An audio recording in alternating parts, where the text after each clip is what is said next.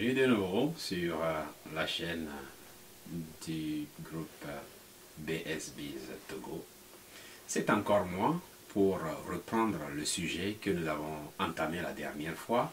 Nous avons souhaité faire cette vidéo en direct, mais compte tenu de la technologie et surtout de la bande passante que la caméra a besoin de prendre et aussi les bruits des ordinateurs, nous avons choisi donc faire cette série de vidéos sur les possibilités de travailler aux États-Unis si l'on n'a pas la chance d'être sélectionné alors dans le cadre du programme de DV Lottery.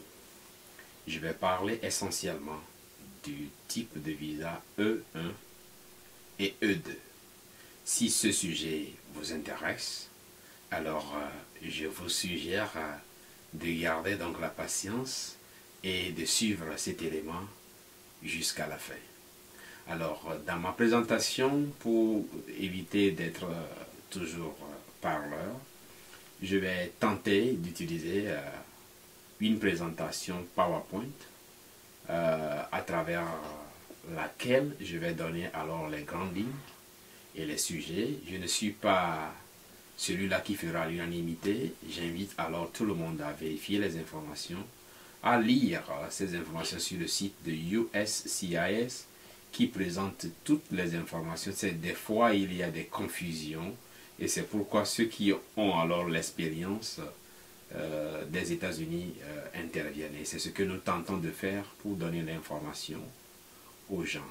Alors, ce type de visa permet alors aux gens de créer des entreprises, d'employer et de faire venir leur famille aux États-Unis et de pouvoir travailler et sans limite. Il y a quand même une durée de leur séjour, mais ce qui est intéressant, c'est que ce visa E1 est renouvelable. Autant qu'on le renouvelle, il n'y a pas un nombre défini de renouvellement. On peut le renouveler toujours à tout bout de champ.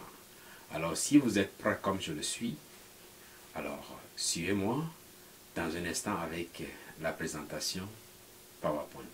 À tout à l'heure et restez branchés. Eh bien, comme je l'annonçais tantôt, nous parlerons alors de la première partie de la vidéo concernant les opportunités de travail en tant qu'entrepreneur, ou bien commerçant, ou bien investisseur aux États-Unis.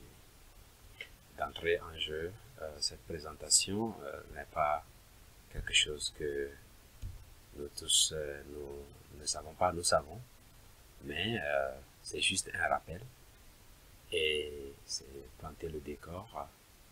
C'est fait par la société, comme vous le savez déjà, BSBiz Togo. Et le sujet, le voilà, visa de travail aux États-Unis et la série 1, sinon la série 1, ou si vous voulez, number 1, au numéro 1, il s'agira essentiellement de ça. Alors, sans plus tarder, nous irons juste dans le vif du sujet et voir ce que nous aurons dans cet élément. Alors, si vous suivez, notre société offre beaucoup de services, notamment tout ce qui est commandable des États-Unis et en Europe et tout. Nous faisons ça et donc le côté social, c'est ce que nous sommes en train de faire. Nous offrons aussi des bourses aux étudiants et nous comptons dorénavant faire intégrer ces étudiants-là dans notre équipe. Peut-être certains stages en multimédia, nous ne sommes pas des professionnels de vidéo, tout ça, des réseaux sociaux et tout. Peut-être ces étudiants-là vont travailler avec nous pour nous apprendre quelque chose au même moment que nous leur apportons un peu notre soutien. Allez, c'est parti. Alors, les visas non immigrants pour travailler aux États-Unis, la partie, le numéro 1 concerne le visa E1 et E2. Dans l'introduction, j'ai mentionné alors le visa CW1 qui concerne uniquement les habitants de l'île, des îles Mariannes du nord au nord. Et ces gens-là qui n'ont pas l'autorisation directe de travail aux États-Unis, ils ont des conditions plus spécifiques. Mais comme c'est dans l'ordre des visas, je ne voudrais pas sauter un, mais ça ne concerne pas, les Africains ou en général les pays du tiers-monde. Et donc, Un territoire américain, c'est quand même pas un territoire africain. Allons-y alors. Les visas E1 et E2, c'est pour les hommes d'affaires, les gens qui font beaucoup de commerce, et des investisseurs, leurs employés potentiels et leurs familles. Et les candidats à ces visas doivent venir alors des pays signataires ou co-signataires d'accords ou de traités de commerce et de navigation ou de libre-échange avec les États-Unis d'Amérique. Et fort heureusement, dans ces pays-là, et les pays africains signataires de ces deux catégories, pour ce qui concerne ces deux catégories de visas, il s'agit notamment du Cameroun, du Congo, de la RDC, de l'Égypte, du Maroc, du Sénégal et de la Tunisie, pour ce qui concerne le visa investisseur. Pour ce qui concerne le visa à la fois des hommes d'affaires ou commerçants tout court, ou des investisseurs ou entrepreneurs, il y a 3 pays, l'Éthiopie, le Libéria et le Togo, mon pays. Le Togo, je le dis toujours, comme un de mes patrons américains aime souvent le dire, Togo is a tiny, teeny, terrific country. Et c'est comme ça qu'on désigne le Togo. Le Togo est très petit, mais il semble qu'il a quand même beaucoup de puissance. Et donc, beaucoup de respect à tous les Togolais, s'il vous plaît. Bon, je ne dis pas ça pour rendre jaloux les gens, mais c'est juste une façon de blaguer. Hein. Et vous savez, si on ne blague pas, on est trop sérieux, là, ce n'est pas bon aussi. Allez, on continue. Et donc, ces pays, cette présentation va concerner uniquement les candidats originaires de ces pays. Donc, si vous n'êtes pas de ces pays, malheureusement, cela ne vous concerne pas. Il y a d'autres pays européens, asiatiques et tout ça, mais pour l'Afrique, nous allons nous concentrer sur le Cameroun, le Congo, la RDC, l'Égypte, le Maroc, le Sénégal, la Tunisie, l'Éthiopie, le Libéria et puis le Togo. Bingo! Alors, allons-y. Alors, ces visas sont des visas non immigrants temporaires, entre guillemets. J'ai mis temporaire, peut-être selon moi, ce n'est pas temporaire, et c'est pourquoi je dis point d'interrogation. Mais peut-être si vous voulez savoir, suivez alors cette vidéo jusqu'à la fin. Alors, pour les candidats du visa E1, ils sont qualifiés s'ils sont citoyens alors des pays signataires de l'accord, ce que l'on appelle ici Treaty Traders, bien Treaty, traité commercial, si vous voulez, et leurs employés potentiels. C'est vrai qu'ils peuvent aussi faire venir leur famille. Et ce qui est intéressant ici, et je ne dis pas pour que les gens commencent pas à faire des gestes déplacés ou bien organiser de la fraude, mais celui qui a un visa B1, visiteur aux touristes par exemple, qui a les moyens de vraiment implanter une société commerciale, une entreprise commerciale, cette personne est bien quand elle vient aux États-Unis, par exemple, ou bien cette personne est déjà aux États-Unis pour une courte durée ou un séjour quelconque, mais légalement présent sur le sol américain, cette personne peut faire la demande de reclassification de statut pour alors transformer peut-être son visa B2 en visa E1, ce qui lui permet de rester et de faire librement ses occupations. Alors, pour ceux qui ne sont pas présents sur le sol américain, ils vont passer par le consulat. Et souvent, chaque pays a sa façon de gérer ce dossier et donc les gens sont avisés de consulter le consulat ou l'ambassade des États-Unis dans leur pays pour en savoir plus. Par exemple, la France, la procédure est différente pour la France vis-à-vis de l'Angleterre, de l'Allemagne, etc. Et donc, du Ghana vers le Togo, il peut y avoir des spécificités. Donc, chaque pays a sa façon, parce que les accords ne sont pas signés le même jour. Le protocole d'accord c'est pas le même contenu dans tous les pays. Donc, dépendamment des réalités de chaque pays, il y a alors des variabilités. Alors, quand on indique que la famille de l'initiateur ou des employés potentiels peuvent suivre, dans le cas de ceux qui sont déjà aux États-Unis, le cas est différent. Ils vont prendre alors le visa E1 et puis ça leur donne de vaquer librement aux occupations. Mais il y a des nuances, je ne souhaite pas aller dans ces détails aujourd'hui, c'est quand les gens sortent du pays et doivent revenir. Pour ceux qui sont les candidats principaux, il y a la continuité, il y a plus vérification d'admission, tout ça. Mais pour ceux qui sont de la famille, qui choisissent l'autre alternative, ce n'est pas automatique, ils doivent toujours faire l'admission chaque fois, ce qui veut dire qu'il y a toujours du travail à faire. Si les gens souhaitent le savoir, ils peuvent nous laisser un commentaire et nous allons revenir plus en détail parce que la vidéo est censée être un peu moins de 20 minutes ou pas plus que 20 minutes. Alors, dans ce schéma-là, ces familles qui choisissent de faire renouveler leurs documents, au lieu d'avoir le E1 ou bien l'autorisation de travail classique, alors ils choisissent de payer pour avoir ce qu'on appelle le EAD, Work Permit. Alors, pour postuler, c'est simple, il faut remplir les deux formulaires pour ceux qui sont de l'extérieur. Pour ceux qui sont déjà sur le sol américain, j'ai dit c'est I-129. Mais pour ceux qui sont de l'extérieur des États-Unis, c'est DS-160 et DS-156E. Pour les membres de famille qui souhaitent aller vite contre le courant et avoir l'autorisation de travail, ce qui leur permet de faire peut-être d'autres boulots à part ce que la famille ou bien l'entreprise fait, alors ils sont libres de faire ça, mais ça c'est personnel, je n'ai pas de préférence. Et par rapport à ça, bingo, on continue. Alors, qu'est-ce qu'il faut réunir? J'ai tenté de prendre textuellement, j'ai voulu traduire ça, mais je ne voudrais pas perdre mon temps là-dessus. Alors, pour un candidat au visa E1, les exigences sont les suivantes. Il faut être d'un pays originaire de TT, comprenant Treaty Trade ou Trade, whatever. Et il faut venir aux États-Unis.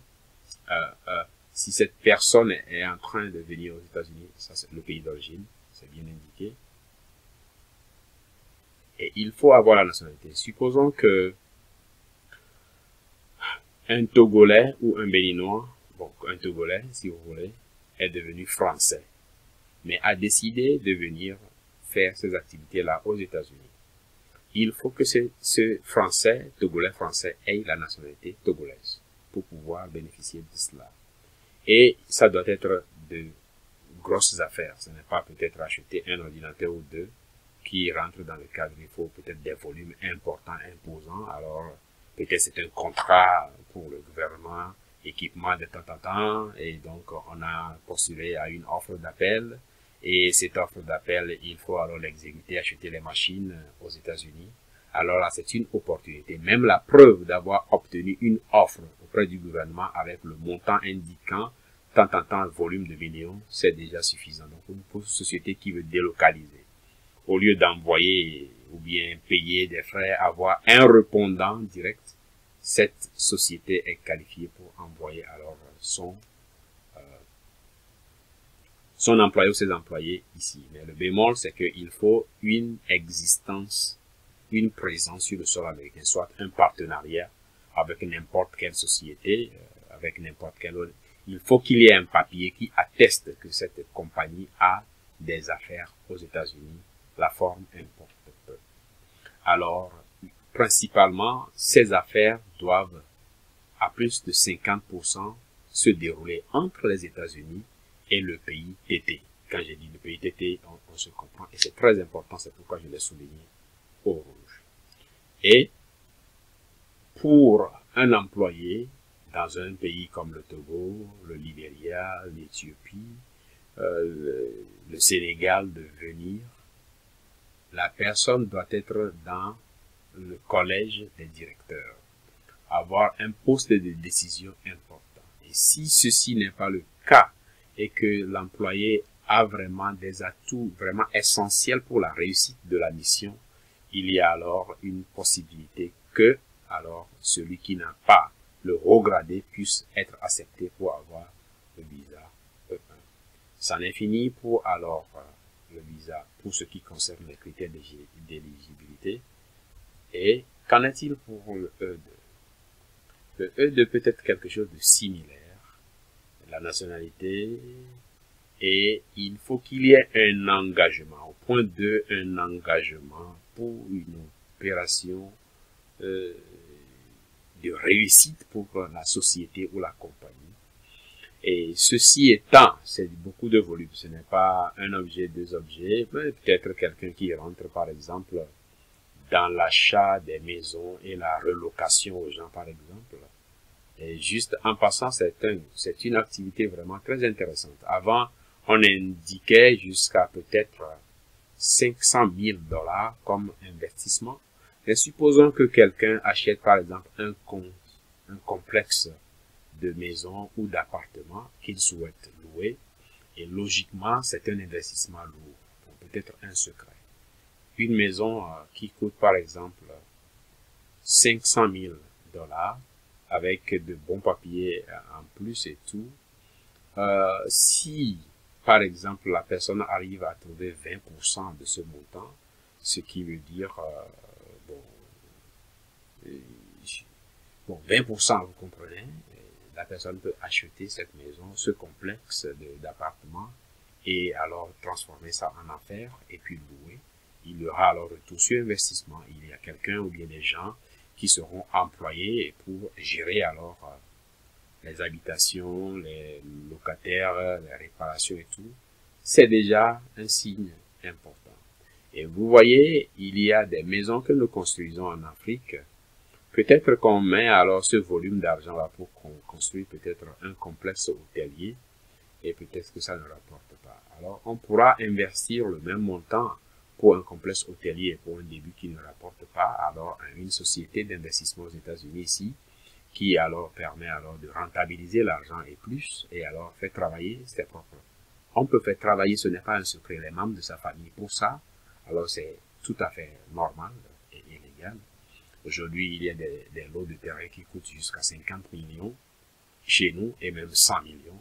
Et logiquement, quel est alors ce que c'est bon et on peut acheter, mais quelqu'un qui pense alors voyager, vivre aux États-Unis, travailler, peut investir ce volume d'argent pour faire beaucoup d'autres affaires, peut-être gagner un peu plus. Parce que, supposons une maison de 3 chambres,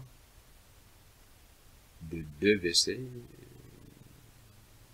à l'intérieur, tout ça, pour les petites villes où la vie est moins chère, ça peut tourner entre 1200 et 2000 $ le mois pour le loyer. Alors que si c'est deux propriétaires, cela lui coûte peut-être 800 $. Alors la différence entre 1200 à 2000 est grande. Et si la personne investit ce montant juste sur un appartement par mois, alors la personne gagne entre 400 et 1200 $ sur un appartement. Et lui, en tant qu'investisseur, il paye que 800 ou bien environ 900 sur alors les redevances, si c'est un prêt qu'on lui donne pour un prêt immobilier, alors dans son remboursement mensuel, la personne paye entre 800 à 900 quand sur ce seul appartement, déjà, elle gagne par mois, alors, jusqu'à plus de 1000 $, ce qui fait logiquement 500 000.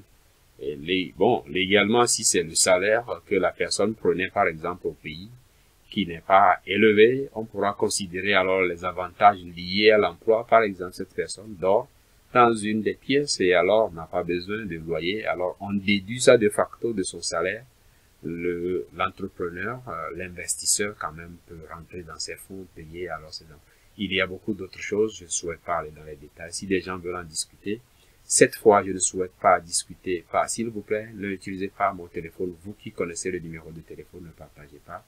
Écrivez dans le formulaire, comme ça si je ne suis pas libre, au moins un des collaborateurs peut voir pour réduire la pression. Si vous m'aimez, alors s'il vous plaît, faites ça. Alors, j'ai donné assez d'explications là-dessus, et ça doit être à but commercial. C'est pas pour faire c'est pas ce que je fais là. Il faut faire ça pour gagner de l'argent. Alors, il faut que ça génère aussi beaucoup d'argent, pas seulement pour nourrir l'investisseur et sa famille, mais aussi pour payer les charges, payer les employés et faire face à d'autres obligations. Donc, j'ai donné un détail banal et je peux aller dans les détails, par exemple, pour le parc informatique.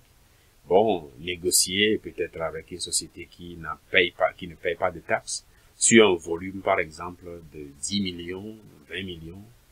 Et le volume de taxes qu'on peut prendre, c'est peut-être entre 5 et 16%, dépendamment des États. Alors, imaginez le volume qu'un simple partenariat peut permettre alors à cet investisseur de gagner et de réinvestir ça pour d'autres choses. Et donc, les possibilités aux États-Unis, ce n'est pas qu'on va mentir, sont là, mais il faut vraiment aimer le risque et l'embrasser.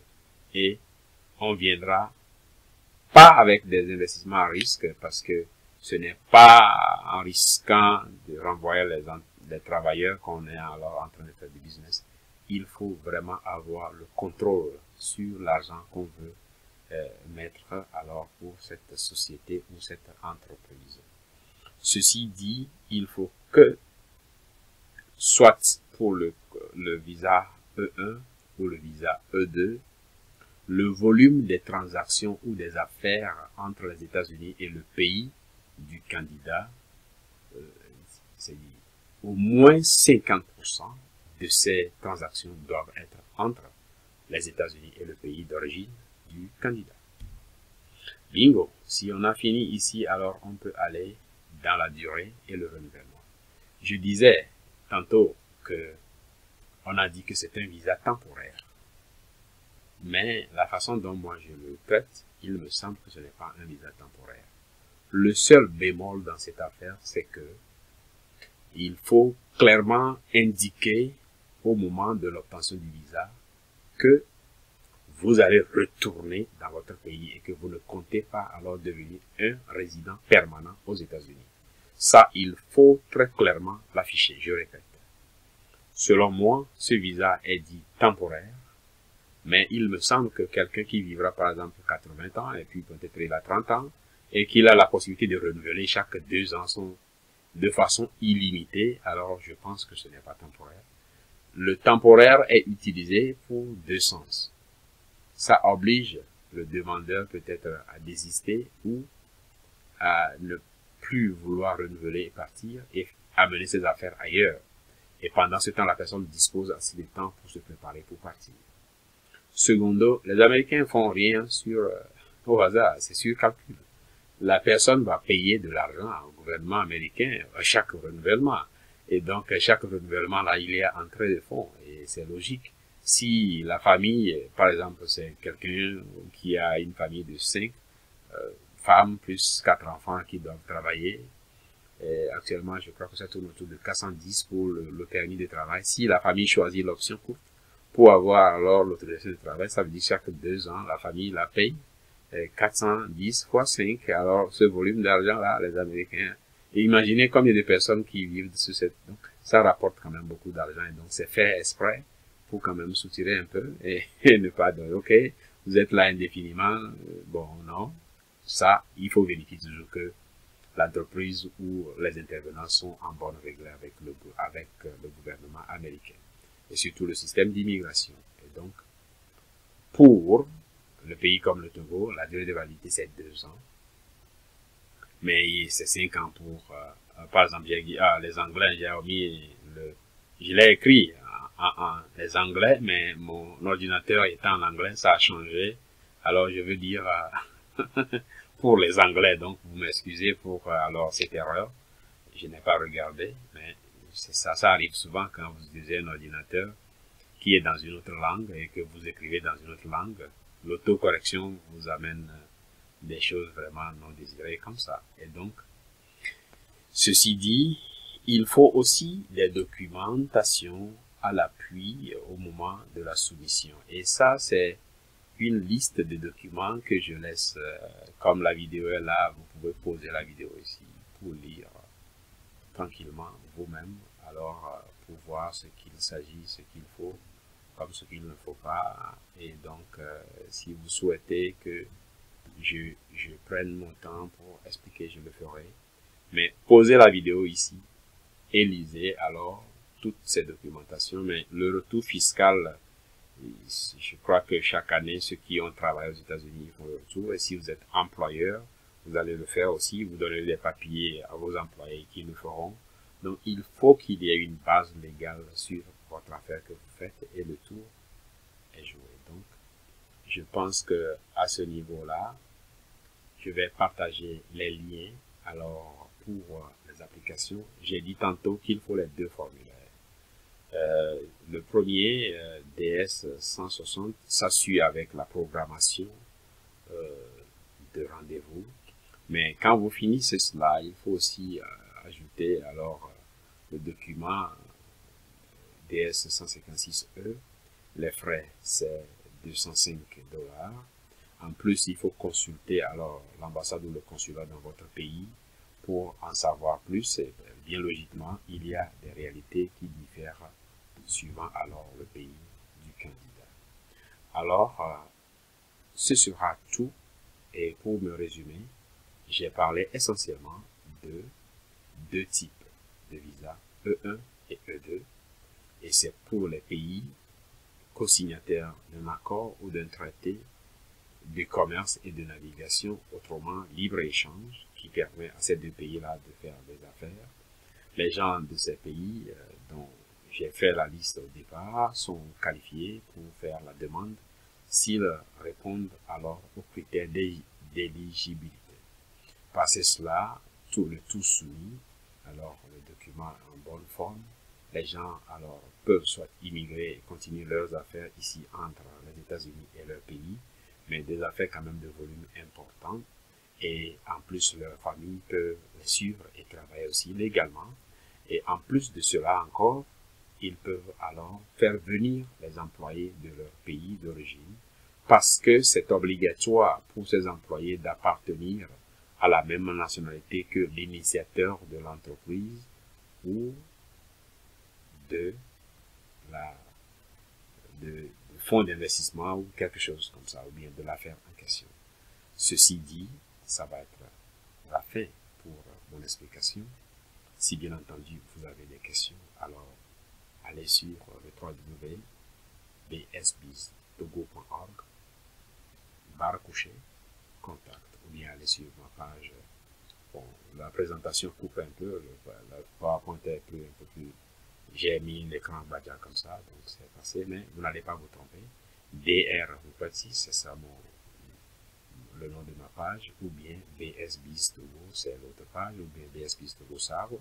Bon, il y a quelqu'un qui regardera vos questions et tentera de répondre. Et nous recevons actuellement beaucoup de questions, mais ce n'est pas pour vous dire de ne pas nous poser des questions. Nous sommes là pour répondre et ça fait toujours un plaisir. J'ai prévu 20 minutes, mais j'ai dépassé, alors cela, ça va faire une vidéo d'environ 30 minutes. La prochaine fois, je vais tenter d'être entre 15 et 20, voir si ça va marcher. Il y a tellement de détails que choisir d'ignorer un et parler de l'autre rend alors la vidéo incomplète. Nous espérons que vous avez aimé. On se retrouvera alors vers la fin de cette vidéo sur l'image pub. Merci. Alors, nous voici au terme de cette présentation numéro 1. S'ensuivra le numéro 2, le numéro 3, le numéro 4 et le numéro 5. On espère jusqu'au numéro 6. Nous allons boucler alors cette présentation. Si vous aimez ce que nous faisons, nous vous prions de vous abonner à notre chaîne. Nous faisons ce travail avec un bon cœur. Nous ne pourrons continuer à le faire que si vous voyez la vidéo, si vous commentez, et même si nous faisons des erreurs, pourquoi ne pas nous reprendre? Et surtout, si vous avez des suggestions, c'est aussi intéressant alors de nous dire ce que vous pensez que nous pouvons présenter dans la prochaine vidéo. Alors, si cela est alors ce que vous pensez comme je le pense, alors cliquez alors sur le bouton s'abonner. Si vous le voyez en anglais, ça va dire subscribe. Et il y a la cloche de notification, je ne vais pas faire le doigt à côté, alors cliquez pour être notifié chaque fois que nous aurons publié une vidéo. Et c'est en partageant avec les autres, en invitant les autres à commenter, que cette chaîne peut survivre. En tout cas, sans vous, cette chaîne n'existe pas. C'est pourquoi vous êtes la chaîne et nous sommes vos serviteurs. Merci beaucoup et on se retrouve dans la prochaine vidéo.